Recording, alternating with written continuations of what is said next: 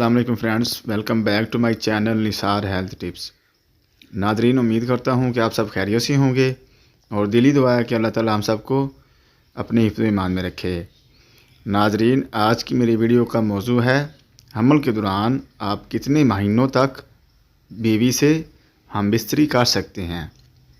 दोस्तों, बहुत से लोग ऐसे होते हैं जो ये सवाल बार बार पूछती हैं कि हमल के दौरान कितने महीनों तक हम अपनी बेगमात से मिल सकते हैं, हम बिस्तरी कर सकते हैं। देखें दोस्तों, इस वीडियो के अंदर मैं आपको इस मौजू के ऊपर डिटेल से बताऊंगा कि आप कितने महीनों तक अपनी बेबियों से हमल के दौरान हम बिस्तरी कर सकते हैं।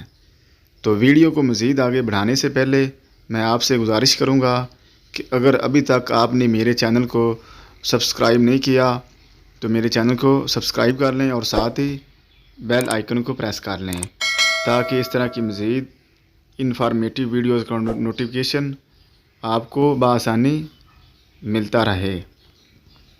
दोस्तों, ऐसे शादीशुदा लोग जिनकी बीवी को हमल ठहर चुका है, तो उन लोगों ने कितने दिनों तक या कितने महीनों तक अपनी बीवी से हमल करना है और कैसे हमल करना है।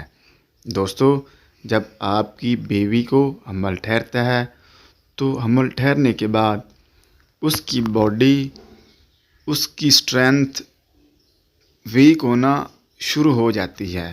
तो आपको हमल के दौरान उसका मुकम्मल ख़्याल रखना चाहिए, उसकी खुराक का मुकम्मल ख़्याल रखना चाहिए।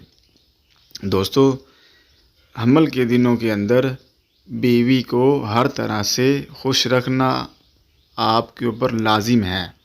दोस्तों, हम बिस्तरी के बारे में मैं आपको एक मुस्तनिद किताब रद्दुल मुख्तार जिल्द नंबर 3 सफ़ा नंबर 49 से बताता हूँ कि हम बिस्तरी करने से हमल के दौरान आपको कितने फ़ायदे हासिल होती हैं। जब आप हमल के दौरान हम बिस्तरी करते हैं तो आपके बच्चे की समात, उसकी आँखों की बनाई तेज़ हो जाती है।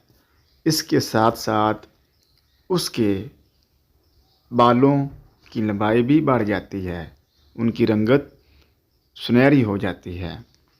तो दोस्तों, अब मैं आपको बताता हूँ कि हमल के दौरान आप कितने महीनों तक अपनी बेगमात से मिल सकते हैं। तो इसके बारे में इस्लाम के अंदर कोई ममानत नहीं है। आप लास्ट मंथ तक अपनी बेगमात से मिल सकते हैं। अगर आपको डॉक्टर ने रोका है तो फिर आप रुक जाएं।